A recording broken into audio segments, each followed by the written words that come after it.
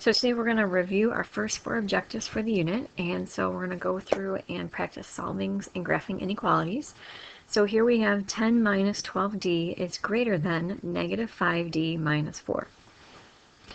So again, with our solving, we find the lowest variable. In this case, it would be negative 12d, and we're going to undo that. So we're going to add 12d to each side of the inequality.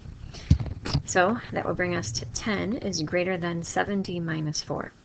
We have to undo the subtraction next, so we're going to add 4 to each side of the inequality, which means 14 is greater than 7d. We want to get d alone, so we have to undo that multiplication with division. So we would divide out 7 here, that would end up with 1d. Divide out 7 from each of those, and that would be 2. So 2 is greater than d. If 2 is greater than d, that means d has to be less than 2. So if we think about graphing that, we have to see our number line with 2 as the boundary.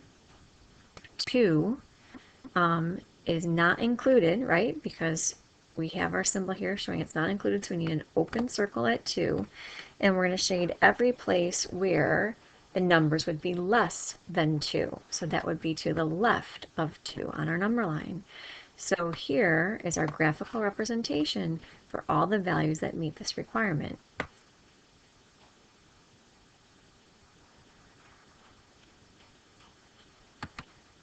So let's try another one. Here we have 6 times the quantity x plus 8 is greater than 6x plus 52. So we can see we have some distribution here over addition. So we're going to distribute the 6 to x and 8. So we'd have 6x plus 48 is greater than 6x plus 52. Identify our lowest variable, which is 6x. So we have to undo the positive with the negative. So we're subtract 6x from each side, which means 48 is greater than 52. Well, we know 48 is not greater than 52. That is a false statement. Therefore, we have no solution. Therefore, we have nothing to shade on our number line. It would just be blank.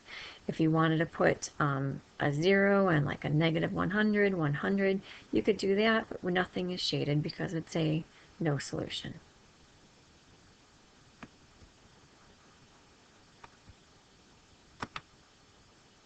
All right, one more. Here we want to solve x minus 4 plus 2 times the quantity 4x plus 5 is less than or equal to x minus 18. So we can see we need to do some distribution over addition. So we're going to distribute that 2 to the 4x and 5, which would give us the 8x plus 10. But don't forget, we still have the x minus 4 with that, being less than or equal to x minus 18. Now on the left-hand side here, we can see we do have some like terms we can combine. X and 8x, that would be 9x. Negative 4 and 10 would give us 6. So we now have 9x plus 6 is less than or equal to x minus 18. So here we want to identify our lowest variable, which would be x. So we would undo that by subtraction. So now we have 8x plus 6 is less than or equal to negative 18. Then we have to undo the addition, so we're going to subtract 6 from each side. So 8x is less than or equal to negative 24. We now have a multiplication to undo, so divide each side of the inequality by 8. So we know 8 divided by 8, that would be 1x. A negative divided by a positive would be a negative, and if we could divide out 8 from each of those, that would be a negative 3. So x is less than or equal to negative 3. Because we have the equal to, we know that on our number line at negative 3, we would have a filled in point, and all the values that are less than negative 3 would be to the left of it. So our graphical representation would look like this.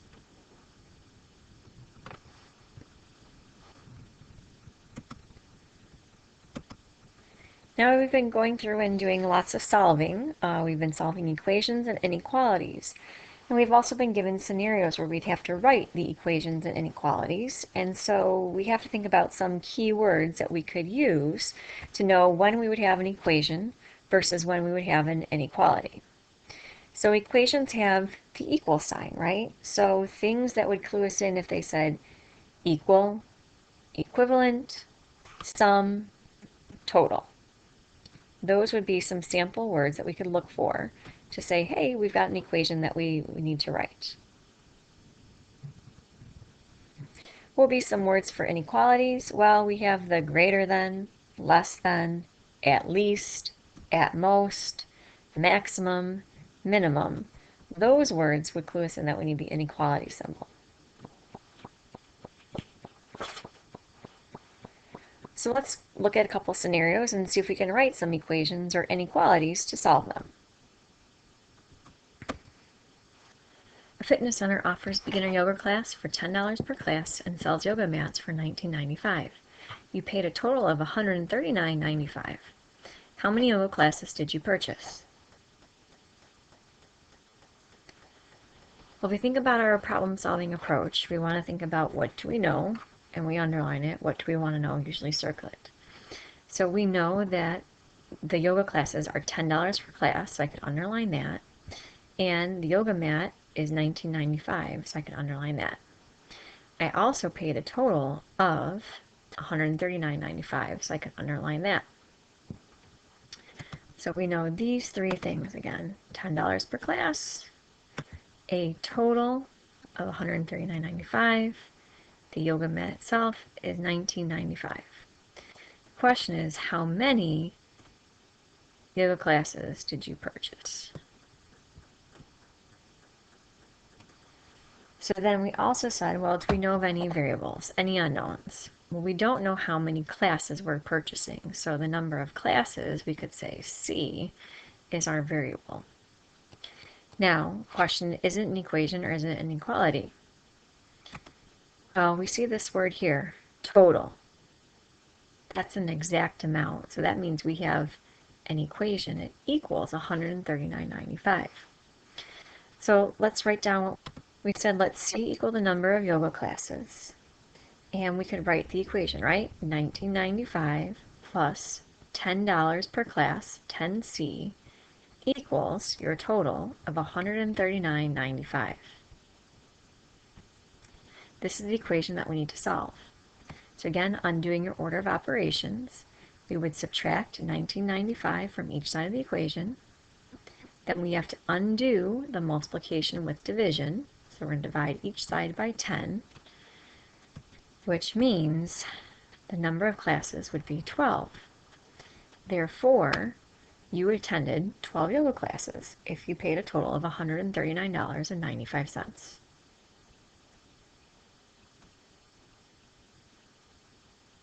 Let's try another. Fitness Center offers beginner yoga classes for $10 per class and sells yoga mats for $19.95. You want to spend at most $100 on classes. What's the maximum number of yoga classes you could purchase? Same idea here. What do we know? Like before, $10 per class. The yoga mat is still $19.95. We want to spend at most $100 on the classes. What do we want to know? The maximum number of yoga classes we could purchase. So again, like we said before, $10 per class. The number of classes is the variable. We could say C.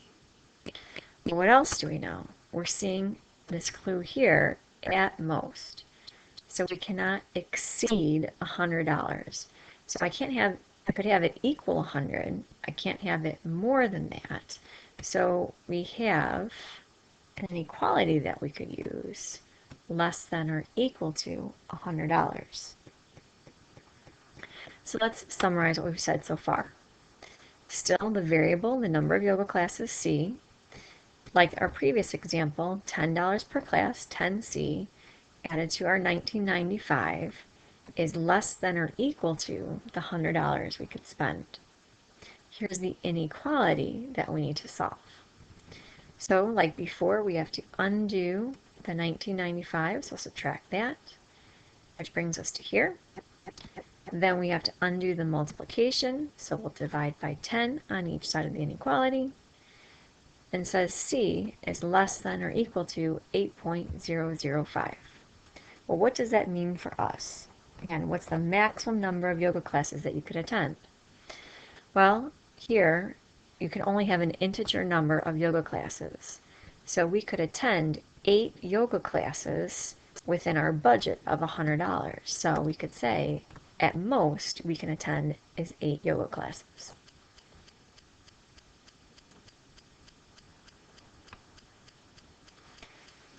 Let's try another scenario. Brian and his band want to record and sell CDs.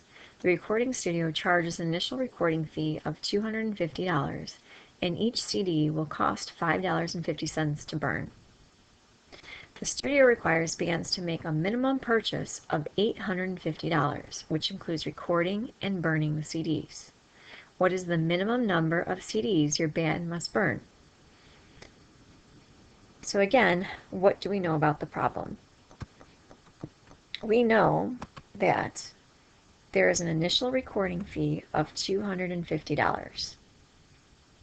So no matter what, we have to spend this. We also know that each CD will cost $5.50 to burn. Well, what else do we know? We know that you're required to make a minimum purchase of $850. What do we want to know?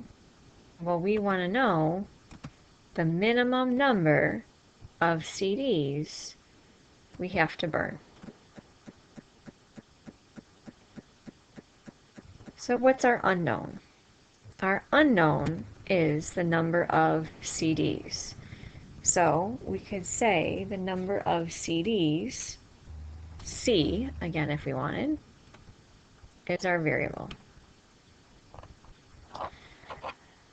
So we know we have to definitely pay $250 no matter what, plus $5.50 per CD that we burn.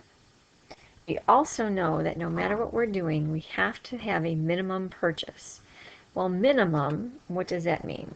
It could be $850, but minimum means you have to have more than that, perhaps.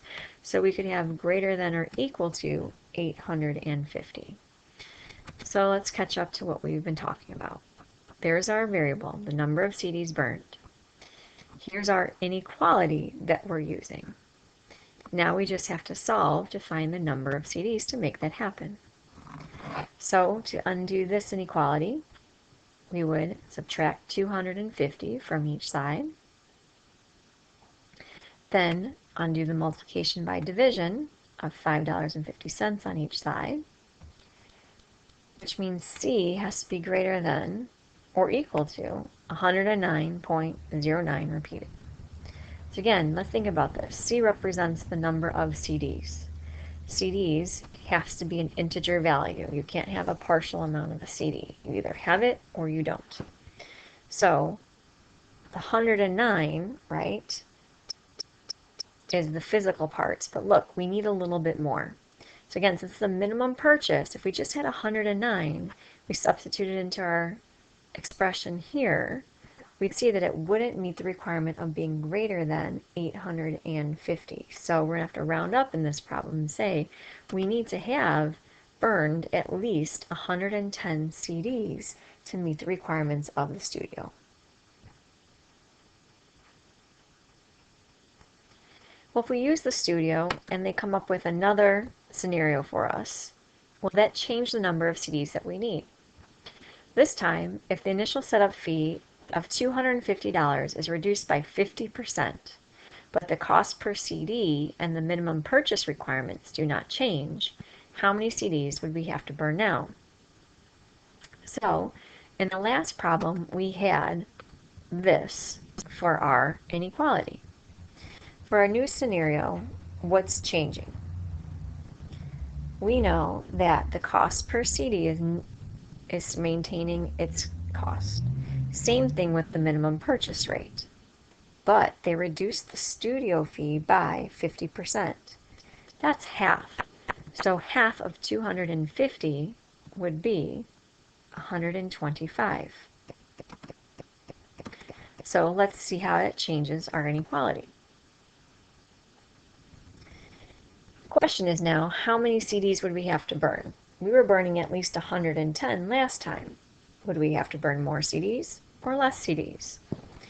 Well, to find out, let's undo the inequalities. So we'd subtract 125 from each side, then divide by 550, and we can see that C is greater than or equal to 131.81 repeated. Well, what does that mean for us if we're talking about CDs? And remember, this is the minimum price. Well, if I just said 131 and I checked it and put it in here, is that going to be greater than or equal to 850? No. We have to round up to 132. So we need to burn at least 132 CDs for this new situation that the studio is offering us. So because we decreased the initial setup fee, that increased the number of CDs that we'd have to burn. So today we reviewed solving inequalities and equations, writing inequalities and equations. And now it'll be your turn to practice.